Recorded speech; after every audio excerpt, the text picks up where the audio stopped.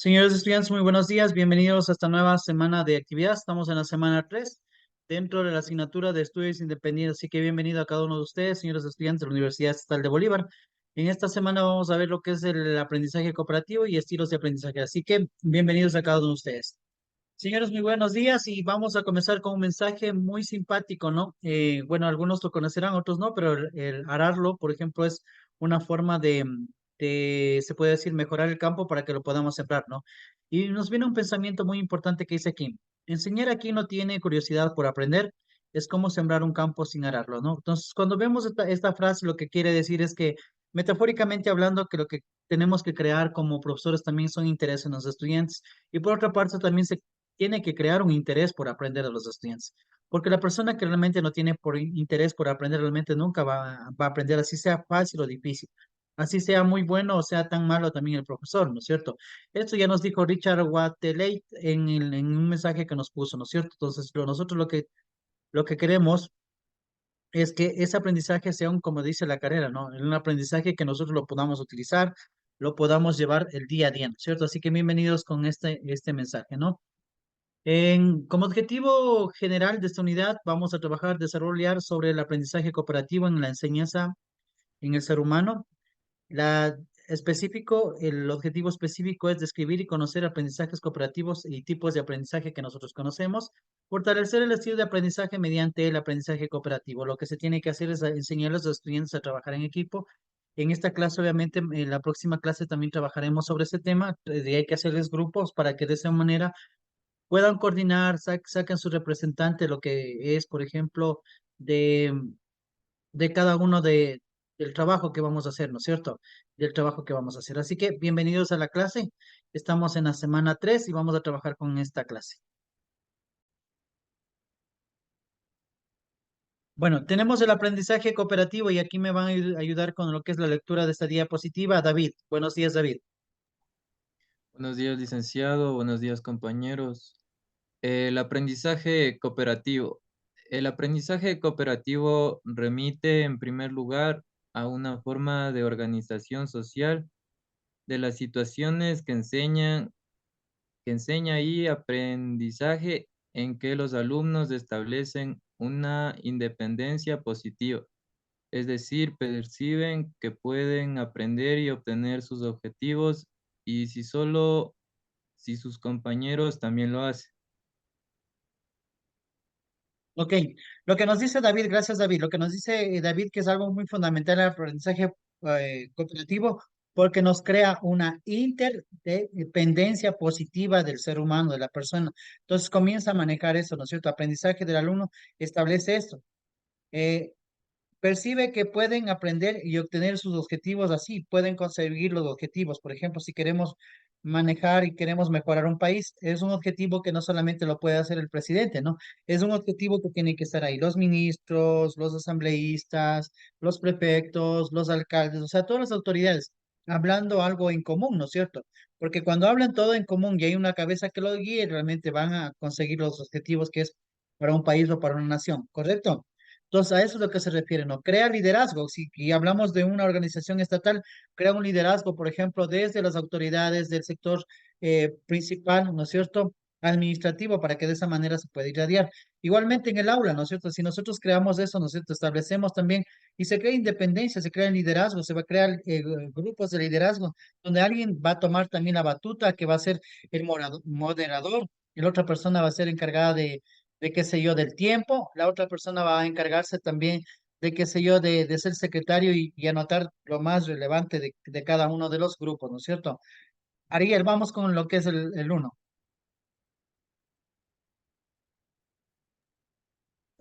Cuatro tipos de aprendizajes cooperativos. Primero, grupos formales de aprendizajes cooperativos. Son pequeños grupos de alumnos que trabajan juntos durante ciertos periodos de tiempo, desde una sección de clases a varias semanas, para alcanzar objetivos mutuos de aprendizaje y realizar conjuntamente tareas y productos específicos. Hasta ahí Número nomás, dos, gracias. aprendizaje. Gracias. Gracias, Ariel. Bueno, Ariel lo que dice que nosotros podemos aquí trabajar con grupos pequeños para tareas específicas, ¿no es cierto? para en productos específicos para trabajar. A eso es lo que nos refieren, ¿no? Que podemos crear dentro del aula, por ejemplo, podemos mandar, enviar tareas, enviar trabajos para que los chicos lo puedan hacer mediante grupos, ¿no es cierto? De esa manera creo que es una forma también donde que ellos van a trabajar, van a interactuar, van a acordarse de la materia, lo que han dicho los profesores, en esa manera van a trabajar y eso lo podemos también planificar para que sea paulatinamente en varias semanas, ¿no es cierto? Vamos con Alison. Alison, en la siguiente diapositiva. Buenos días, Lice. Aprendizaje cooperativo informal. Comparten con los alumnos que trabajen conjuntamente para alcanzar objetivos mutuos de aprendizaje de forma puntual en agrupamientos ad hoc que pueden durar desde pocos minutos a una sesión de clase. En muchos casos, este tipo de aprendizaje se concreta en la realización de discusiones breves dirigidas a organizar, resumir, explicar o integrar algún contenido de aprendizaje que permiten abrir o cerrar una sesión de clase o se intercalan en una presentación de información del profesor. Bueno, lo que aquí justamente nos dice que es una forma también de llegar a un aprendizaje muy importante, es decir, el aprendizaje cooperativo informal. Cuando hablamos de este tipo de aprendizaje, lo que les estamos diciendo es, por ejemplo, al estudiante, hacemos una lectura, por ejemplo, como la que acabamos de leer, ¿no es cierto? De Edward y Daniel. Por ejemplo, y él le decimos a los chicos que hagan un resumen sobre este tema, ¿no es cierto? Y lo podemos hacer, así que vamos a preguntar a los chicos sobre esta lectura, a ver, vamos a ver quién me puede. Alex, buen día. Estamos hablando del aprendizaje cooperativo informal, que dice que nosotros podemos dejar al estudiante que haga el inicio, la entrada de un tema, o también el cierre de un tema, de una lectura que hacemos. Alex, ¿qué entendiste de una lectura que tuvimos anteriormente, que era que Edward, que era de descendencia palestina, y Daniel, que era descendencia judía? ¿Qué pasó con estos chicos?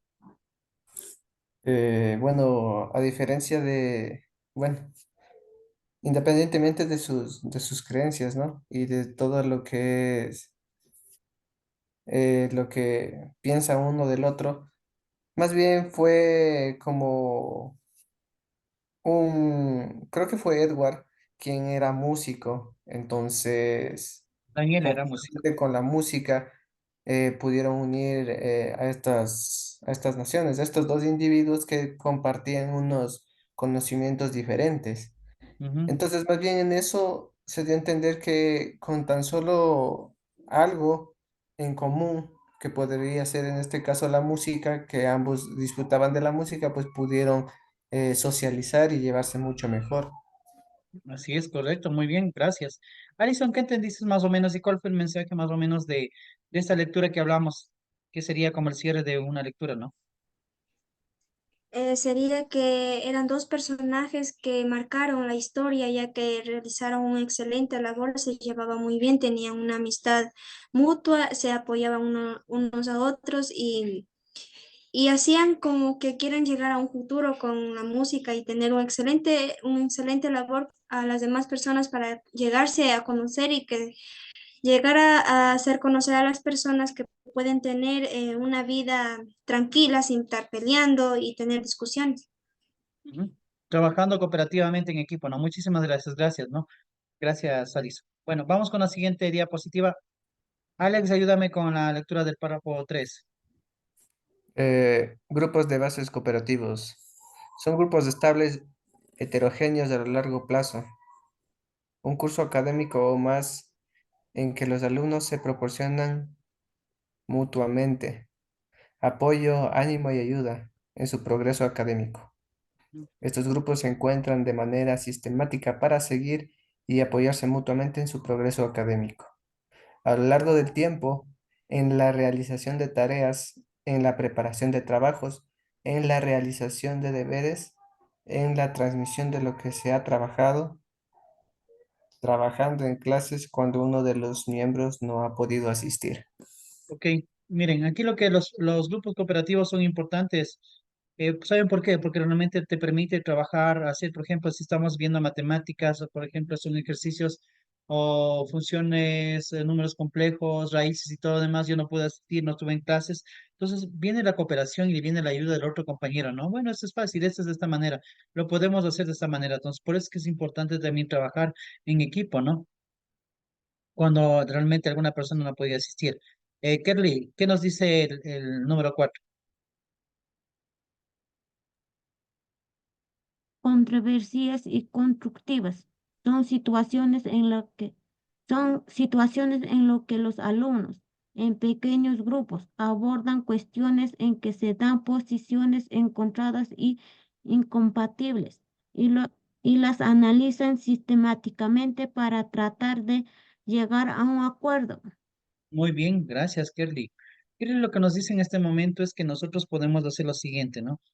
Que también en estas controversias que se dan, ¿no es cierto? Y se deben dar también, yo creo que estoy muy de acuerdo con eso, porque pensar iguales sería qué aburrido, ¿no? Pero pensar diferentes es más fácil porque cada quien tiene su punto de vista, ¿no?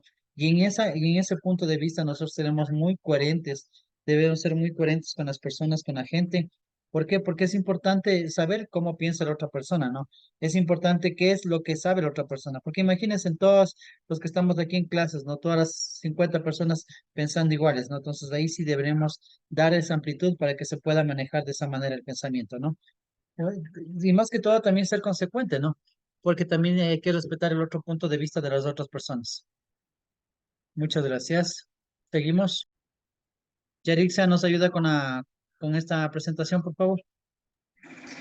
El papel del profesor en el aprendizaje cooperativo. En esta enseñanza, el profesor tiene como tarea fundamental la transmisión de conocimiento, atendiéndose que si la lleva a cabo de manera adecuada, los alumnos adquirirán ese conocimiento y podrán reproducirlo también de manera adecuada. Este rol de transmisión comporta además que el profesor controle en lo fundamental la actividad en el aula, tanto en lo referente al contenido y las tareas que se desarrollan, como el ritmo en que se llevan a cabo, y que sea en muchos momentos el centro de dicha actividad.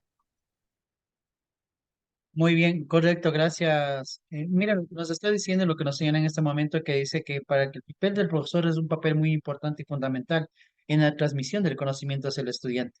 Para eso es necesario que se adquiera el conocimiento, ¿no es cierto?, para determinar, por ejemplo, un rol de transmisión de conocimiento. Y eso debe ser controlado, profesor. Debe ser fundamentado, debe haber actividades, debe haber deberes, debe haber todo eso, ¿no es cierto? ¿Para qué? Para que de esa manera el conocimiento también se pueda llegar a los estudiantes, ¿no? Debe haber una estructura, por lo menos, ¿no es cierto? Para que dichas actividades también se puedan construir, se puedan decir, así como nosotros tenemos dentro de la universidad, establecemos todas las líneas, cómo son las condiciones, cómo se tienen que entregar, establecemos una rúbrica también para la determinación de sus conocimientos, para que de esa manera ustedes, por ejemplo, puedan decir, bueno, estas son las actividades, estos son los textos, esto es lo que tenemos que hacer, ¿no es cierto? Debe ser de una forma controlada como lo estamos haciendo en este momento. Muchas gracias. Estilos de aprendizaje. Sandra, ayúdame con la lectura de estilos de aprendizaje.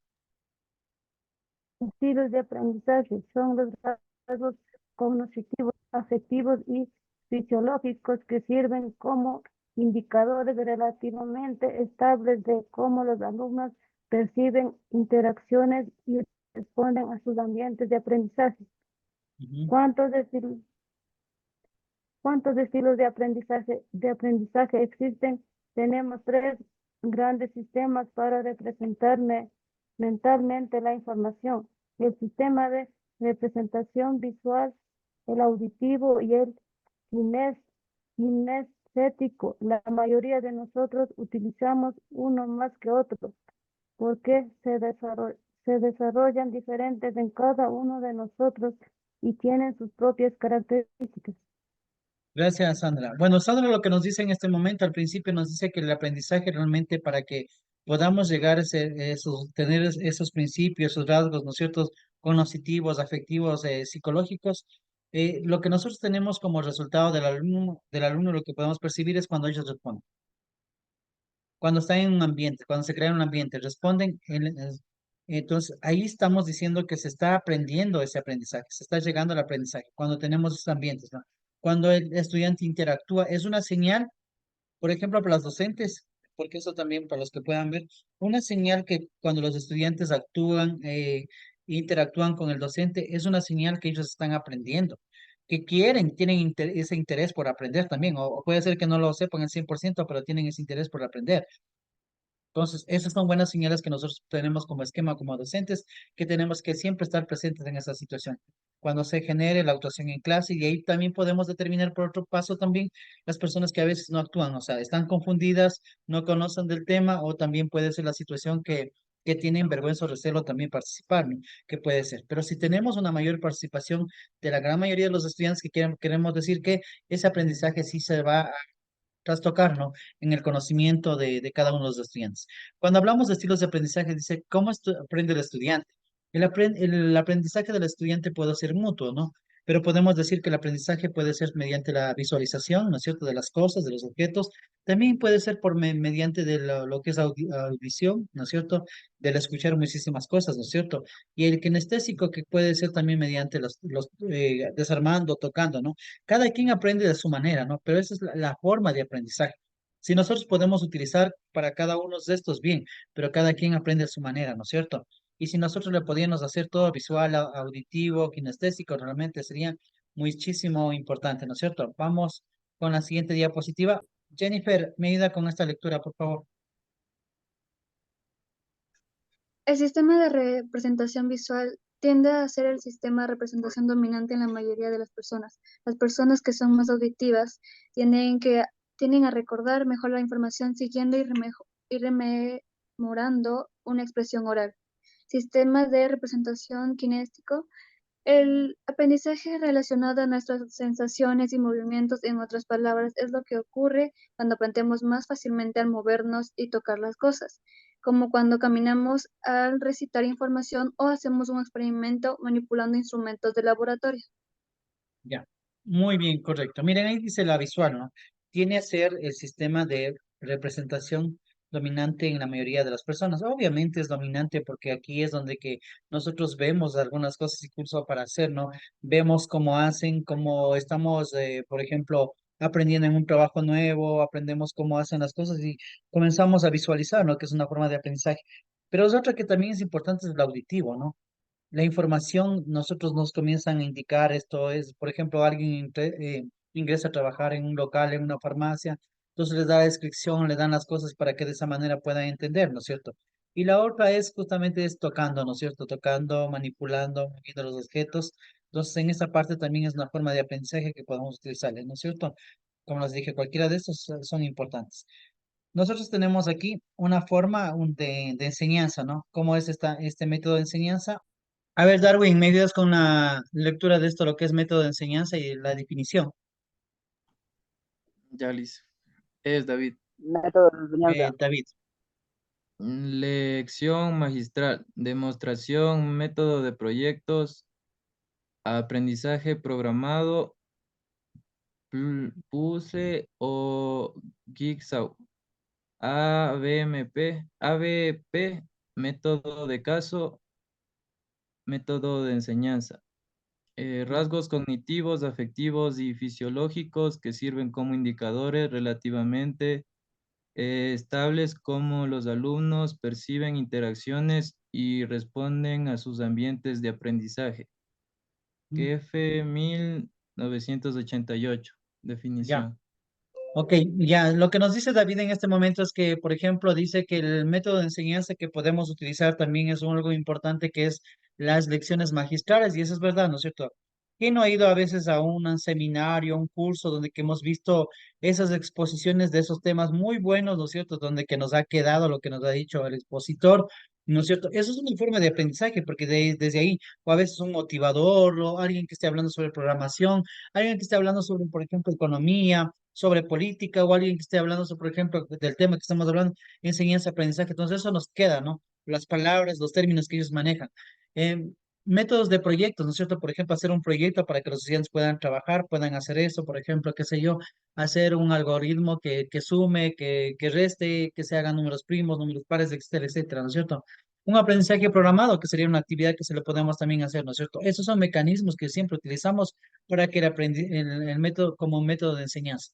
¿Y qué es lo que nosotros sacamos y cómo definimos, ¿no es cierto? Porque eso se tiene que crear mediante qué? Rasgos cognitivos, afectivos. Nosotros tenemos que siempre, nuestros estudiantes, como profesores, tenemos el deber y la responsabilidad de siempre tenerles un nivel más alto a nuestros estudiantes. Subirles el autoestima al 100%, porque realmente si nosotros como docentes, si la materia es complicada y sobre eso el profesor es complicado, los estudiantes no van a entender la materia con el profesor. Por eso es que realmente nosotros como docentes tenemos que bajar a un nivel y tener y servir como unos indicadores realmente estables donde que los estudiantes puedan percibir también ese conocimiento, ¿no? Porque lo que queremos es que los estudiantes aprendan, ¿no es cierto? Eso es nuestro objetivo, esa es nuestra función como docentes, ¿no es cierto?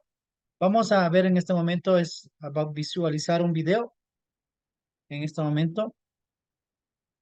No sé si es que ahí escuchan, Educando con chicos, cerebro. ¿te escuchan?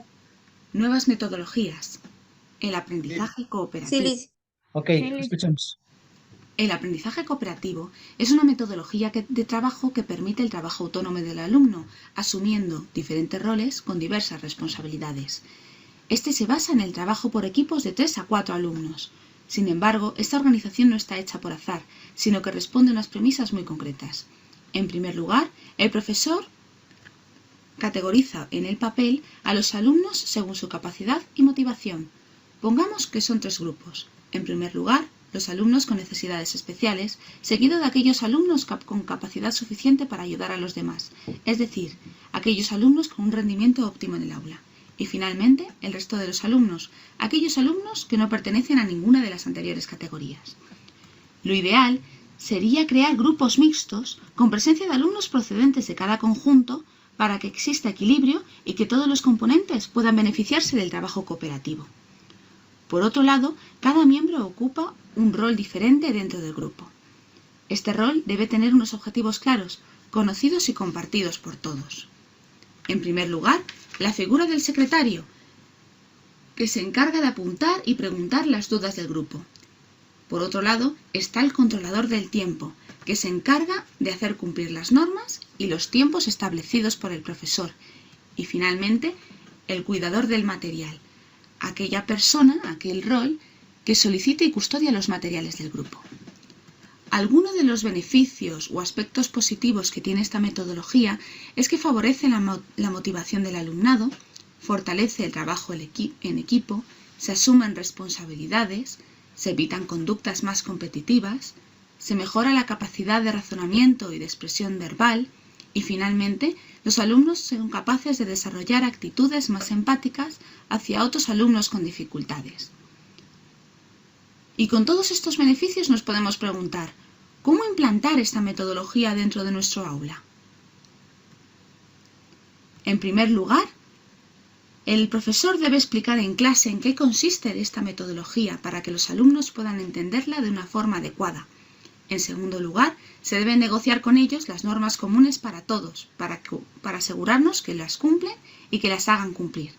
En tercer lugar, se hacen los grupos según la categorización previa del profesor.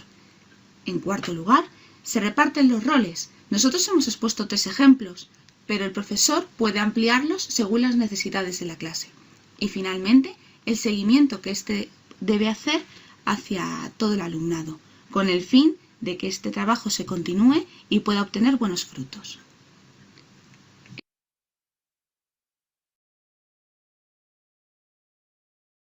Miren ahí, muchas gracias. Ahí tenemos una explicación de cómo, por ejemplo, podemos generar los grupos. Y la conversación en este momentito viene en pie antes de irnos a las conclusiones, ¿no? A ver, entonces, sobre eso del aprendizaje, después que ya pudimos visualizar también lo que es el video aquí, ¿no es cierto? Nosotros les vamos a poner un ejemplo, ¿no? Están conformados 3 grupos en un aula. Estamos hablando de trabajo cooperativo. Tenemos un grupo que están de los estudiantes que son promedio, es un grupo de los estudiantes con alto conocimiento intelectual, es otro grupo, y tenemos estudiantes que son con capacidades especiales diferentes, ¿no es cierto? Entonces tenemos 3 grupos. La opción es ponerles a cada grupo de acuerdo a su disposición o a su entorno. Por ejemplo, los chicos con capacidades especiales en un grupo, los estudiantes promedios en otro grupo y los estudiantes con promedios intelectuales mayores en otro grupo. Sería esta la forma por ejemplo, dar un tema y de ahí comenzar a trabajar. ¿O cómo lo podemos hacer? David y Alice. A ver, vamos primero con David. Debería de ser el grupo un poco más variado para que pueda haber diferentes conceptos de la materia y cada uno enfocarse en lo que mejor podría ser. Correcto, muy bien. Alison. ¿Nos mantenemos así o cuál es su punto de vista? Mi punto de vista es que formar grupos así variados, que no se vaya en un solo grupo, sino variarse los estudiantes para no discriminarse unos a otros y sacar mejores conclusiones. Ujú, correcto, muy bien, ¿no? Creo que todos estamos de acuerdo. Creo que los grupos deberían ser variados en esa parte también. Creo que el uno aprendería del otro, ¿no es cierto? Incluso creo que sería un aprendizaje más fuerte porque estamos mezclando todos los grupos, ¿no? En sí. Y también otros podrían decir que también lo estamos contemplando. Alex,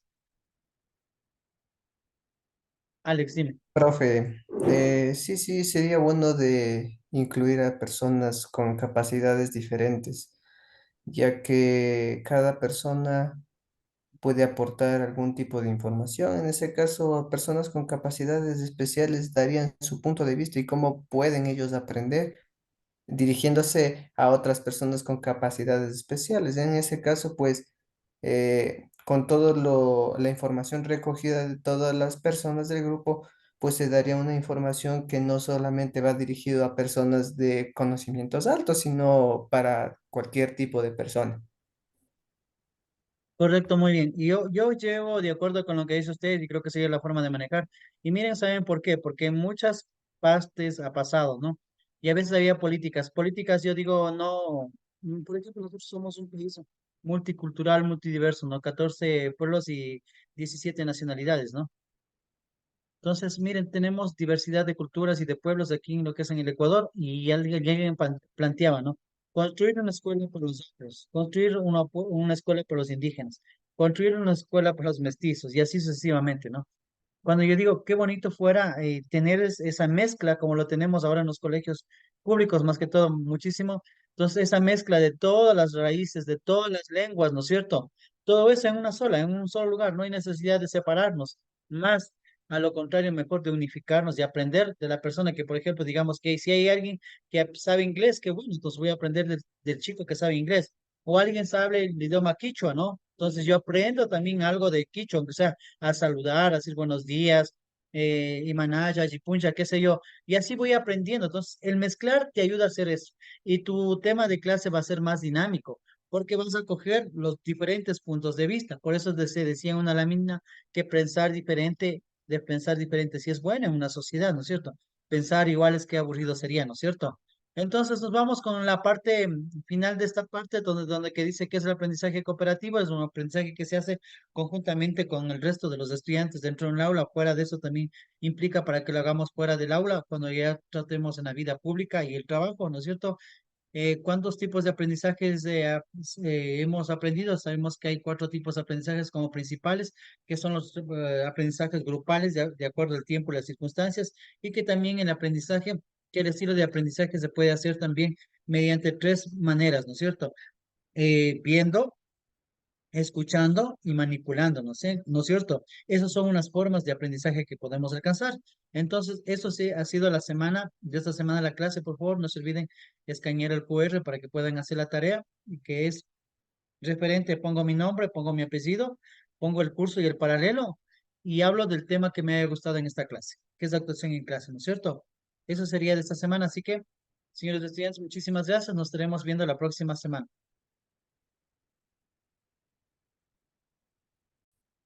No se olviden hacer las tareas y los deberes que por favor que son para cada semana, ¿no? Tenemos tenemos un QR donde que es el tema que les haya gustado de la clase, poniendo sus nombres y sus apellidos. Y también el paralelo, por favor, el paralelo, tienen que hacer el resumen referente a la clase con su carátula, su resumen y también su investigación y su bibliografía. Y el otro tienen que contestar un test, ¿no? Referente a la clase. Así que esto es lo que nos ha correspondido esta semana. Así que muchísimas gracias. Nos estaremos viendo la próxima semana. Un gusto.